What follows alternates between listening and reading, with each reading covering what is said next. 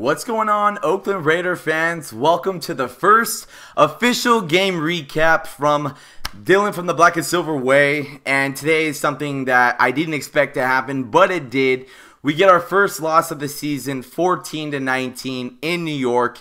And we pretty much add to another losing streak about going across to the East Coast and losing. So we start off the season with the loss to the New York Jets, 0-1 on our record.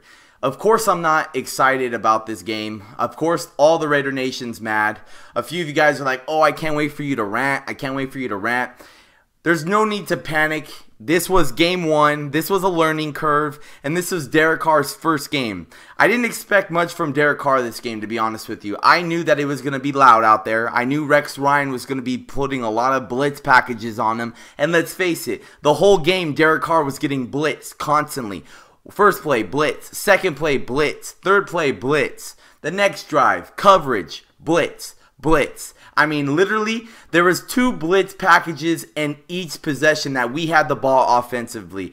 And our offensive line was not handling it good whatsoever. Austin Howard, they were getting past Austin Howard. They were getting past Donald Penn. The offensive line gave Derek Carr a max 3 seconds with the ball. And that was shitty to see because Donald Penn and Austin Howard need to step it up. They need to be those solid blockers, and that's something that's the reason why we brought them in. They were supposed to replace Jared Valdir, and it didn't show today. I'm going to go ahead and start with the defensive side of the ball, what I've seen, because obviously for the game today, we saw mostly defense, and that was what I could point out that was good. And a lot of it was good, and that's why if our defense was horrible and we were getting blown out of the water, I probably would have lost it. But since our defense kind of balanced me out, I'm okay. So let's get into it.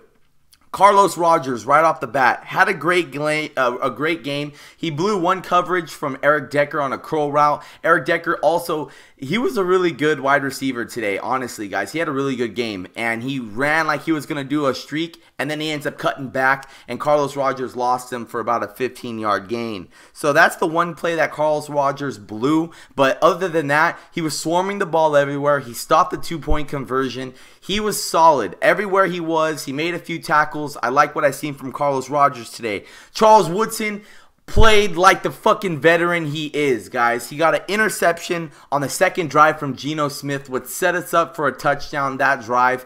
Charles Woodson was swarming the ball like always. Doesn't look like anything less that he was from all the years before. And he set the tone with an interception. That was really good to see.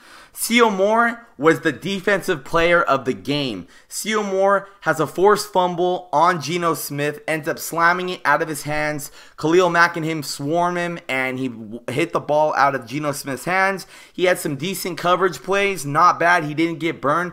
Great tackling as well. And when Geno Smith was in the red zone in the beginning part of the game, and he ran for about a 10-yard run, he fell right into Seal Moore, which was like a brick wall. Seal Moore hits him, forces another fumble, and we were able to recover it. TJ Carey recovered. So Seal Moore was having a great game. Overall, Seal Moore was probably the player of the game. But right now I'm going to say I'm going to split it into 2 players of the game. Seal Moore took the defensive player of the game. Khalil Mack gets a tackle, a few tackles, and nearly sacks Geno Smith, putting pressure on Geno Smith. Khalil Mack's learning how to be rushing off that line constantly because I see his hand in the dirt nearly every time on the outside of the line. Tyvon Branch gets a crucial sack. Him and Seal Moore swarmed Geno Smith on a 3rd down conversion, which pretty much put us in a position where we could have came back and at least tied the game, or at least got the lead by a point, or maybe even won the game if we could have held them. But ended up, Tyvon Branch gets a sack for 15 yards, also makes a couple tackles. Tyvon Branch was cooking it up, having a good time out there. So it was good to see Tyvon Branch executing some plays and getting back on the field.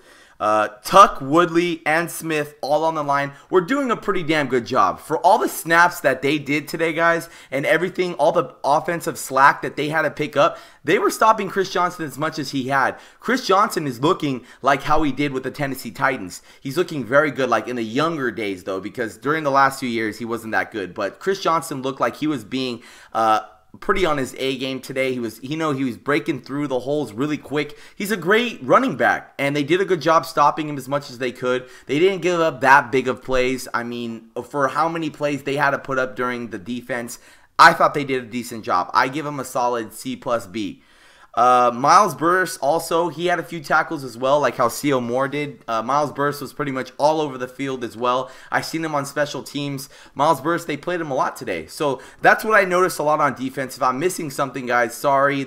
I'm doing it kind of quick right now because I got to go into work. But that's the good key points that I've seen from the defense. And like I said, C.O. Moore is going to get the defensive player of the game. Offense.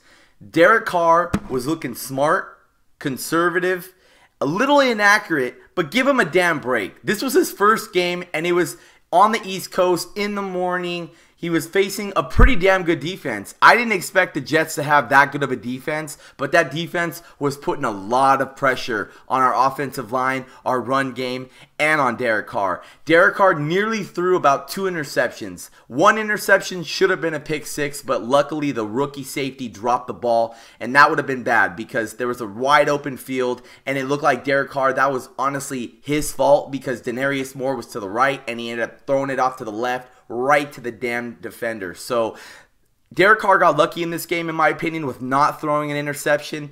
But as a pro, for his first game as a pro, he didn't do that bad. He led us to at least 1 touchdown drive to Rod Streeter, broke out to the left side. That was a nice pass. He was excited. And during the beginning of the game, he's getting the offensive line pumped up. He's vibing with everybody. I haven't seen a quarterback do that since Rich Gannon. Obviously, guys, when's the last time that you've seen the offensive line, our quarterback, our starting quarterback, having a good time on the sideline? You see the quarterback pumping them up. I haven't seen that in a while, honestly. I can't even remember the last time I've seen that. So, Derek Carr, in my opinion, I give him like a solid B today, okay? I give him B.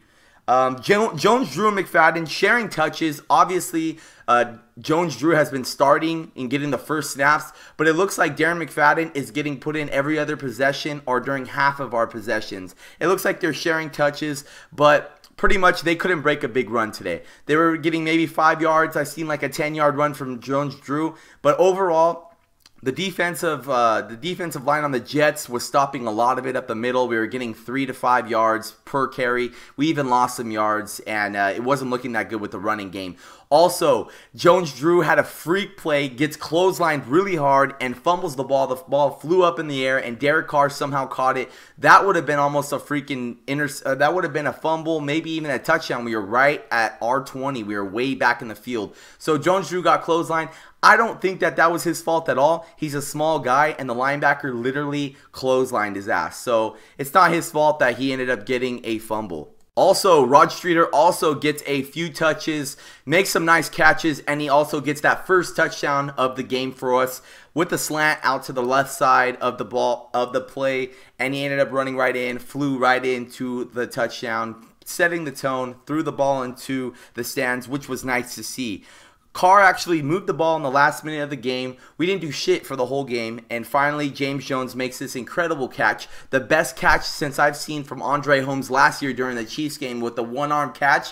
James Jones makes an incredible catch. Carr lobs it right up, puts the ball right on the money, and ends up getting a touchdown. We get the ball, right at the last minute, turns 14-19. That was pretty much the game. Also on that last drive leading up to that touchdown, Michael Rivera got a nice couple big plays for us right there on the last drive. So this is what the downfall of the game is. And obviously, during the offense, I have to say James Jones, that last catch was incredible. One-arm catch with the defender lurking over him, gets 2 feet in bounds barely, tucks the ball in. That was a great touchdown, a great effort. You could tell James Jones wants to be here, and he's ready to play for the team he's always wanted to play for. So James Jones and C.O. Moore, they get the game balls of the day for offense and defense of the side of the ball. Also, real quick, before I leave him out, Marquette King nearly punted 7 times this game. 7 fucking times. And each time, he boomed that ball. There was one time where it was a little more than he could have, and you saw him get upset. But overall, Marquette King punting 7 times in one game is going to be a good game for us. I mean, it was a good game for him. So, the things that I've seen that need to shape up. If we want to be contender in the AFC West, and we want to put some damn fucking wreckage in the AFC West. We need better offensive play calling. Greg Olsen, what were you thinking? This whole game, screen outside, screen to McFadden, handoff, it was absolutely horrible play calling. I think the offensive play calling was so bad, it reminded me of Greg Knapp's offensive play calling in 2012, guys. I don't know what Greg Olsen was thinking, but I didn't like what this play calling was doing at all. And the offensive line, Tony Sperano, you need to kick it into overdrive. Our offensive line looked like complete shit. It looked like shit. Derek Carr was getting hit many times. He didn't even have any kind of coverage for himself. It was pissing me off. The offensive side of the ball blew it. We had like nearly 7 3-and-outs in a row. We could have dominated the Jets. We had so many chances. Our defense was putting us in so many good positions. And Greg Olsen's play calling was so stale. It was so predictable and stale. And then the offensive line was just horrible. And Rex Ryan's defense was swarming us. They were swarming us, man. I don't know if their defense is going to be incredible this year, but we made them look like a top 3 defense today, honestly. And honestly, I think they're not a top 3 defense. I just think our offensive line didn't do the job today, and our play calling was stale. That's why we lost this game. That's why we go 0-1. 14-19, the Raiders lose. Comment below and let me know what you guys think. I will be out next weekend for Raider Mecca. I'll be there from Thursday to Monday in Oakland. I'll be doing Friday, Saturday, and Sunday an event. I'll be at the game. I'm going to have a lot of coverage for you guys, but it's going to be on Monday night, and I have a lot of stuff to do this next weekend. It's going to be very hectic. And overall, the best thing from this game today is great defense. You guys can't say that the defense played bad. We blew a couple plays, the big running back run right at the end in fourth quarter. But how many chances did we have that we stopped them? We literally almost put them at 6 3-and-outs. So comment below what you guys think. I'm glad to see Seawood getting an interception, setting the tone early, but we couldn't execute the ball. Can't wait to see what's going to happen with the Texans. I'll see you guys on the next video. Peace.